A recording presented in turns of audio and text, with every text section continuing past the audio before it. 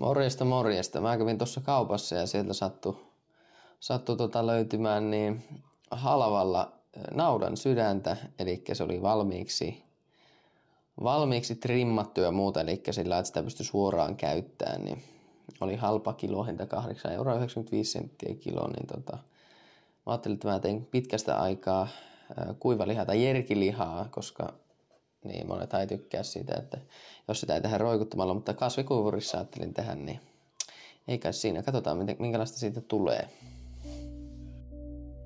Ja sieltä ne meidän sydämet saapuukin paikalle.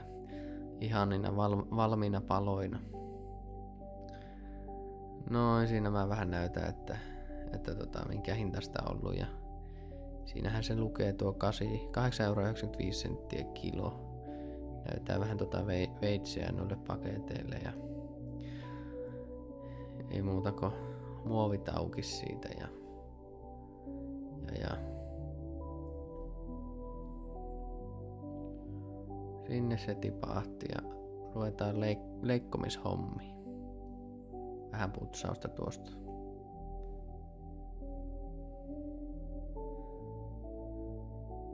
Vähän kahtelee, että miten kannattaa ruveta pilikkoa, että minkä olisi niin järkevintä. Noin.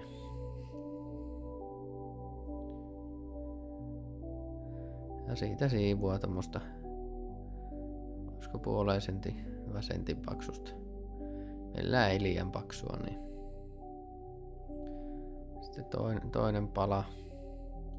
Sekin vaan paloiksi siitä ja ihanasti. Siinä tulee vähän ehkä liian paksua palata. Ihan sopivaa, mutta vaatii vähän pidemmän kuivattamisen sitten.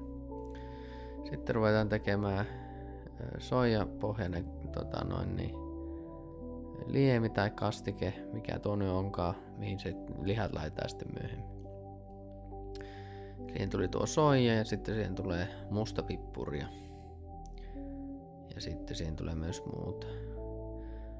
No mä en oikein ollut varma, että minkä verran mä haluan laittaa, niin lisäilin sitä tulee varovasti pikkuhiljaa. Ja lopputuloksi olisi voinut kyllä ehkä hiukan enemmänkin laittaa, mutta eipä sillä väliä.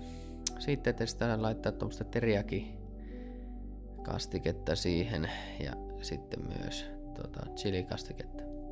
Jotain meksikolaista ihan hyvää. En halua liikaa laittaa. Sitten sekoitetaan se. Lähdetään laittaa lihat nyt tuohon niin sanottuun sotkuun, niin siellä ne pääsee marinoitumaan sitten. Ja ne marinoituu siellä jääkaapissa sitten vuorokauden.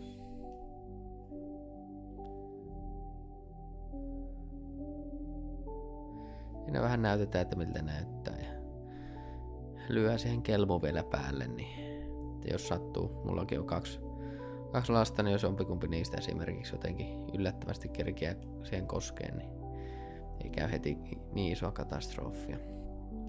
Ja se sitten jääkaappiin. No niin, ja se on marinoitunut sitten. Lihat on marinoitunut nyt jääkaapissa sen vuorokauden, niin voidaan availla tosta. Ja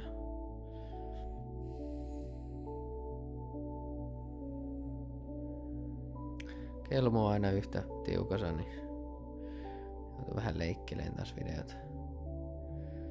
Siinä roskapallo tai kelmonpallo ja laitetaan se pois kuitenkin tosta näkyviltä. Ja sen näköistä se on. Olisi pitänyt ehkä sekoittaa välissä, mutta ihan hyvältä näyttää. Sitten mulla on ollut talouspaperia, niin joudun käyttämään tuommoista perusvessapaperia sitten. No siihen laitetaan kuivaamaan nuo lihat ja sitten paperia taas siihen päälle ja sitten painellaan ja sitten tehdään uusi kerros siihen perään.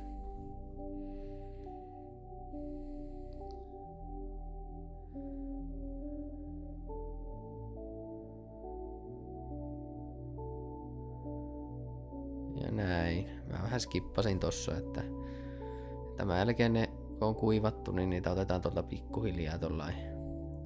Jos saa enemmän kerrallaan, niin tuohon kuivurin ritilälle nyt ja siihen ladotaan menemään ne.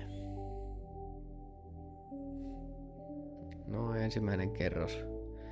Sitten siihen tulee yhteensä 4 kerrosta, mutta video katkes, niin sitten mitä kaikkea näkyy. Ja tässä laitetaan sitten kuivuria päälle. 60 astetta ja 12 tuntia. Joo, noita tasoja joutuu välillä vähän siirteleen. Elikkä, että se kuivuisi myös ne ylimmät tasot, niin ne pitää vähän niinku vaihtaa sillain toisinpäin. Eli tosta kun nostaa tuon pois, niin sitten se ylimmä saa tonne kätevästi alas ja ne menee sitten suorilta sinne sillain niinku toisinpäin. Joo. Kaikki varmaan ymmärtää. Siitä sitten ladotaan vaan kasaan. Joo, siellä alkaa lihat olevan valmiina, että voi tästä ottaa vähän maistiaista ja katsoo miltä maistuu. Jees, laitan vielä loppuvideon tähän, niin ei siinä mitään. Jees, siellä se kuivuri vielä taustalla hyristelee, mutta mä otin sieltä muutama, joka on jo valmiita, niin testiin ja nää alkaa olemaan tämmöstä kuivaa, tosi sitkeä ja tällaista. Muutama on maistellut tossa niin kuin sillä aikaa kun se on valmistunut, mutta maistetaanpas nyt tässä videolla vielä.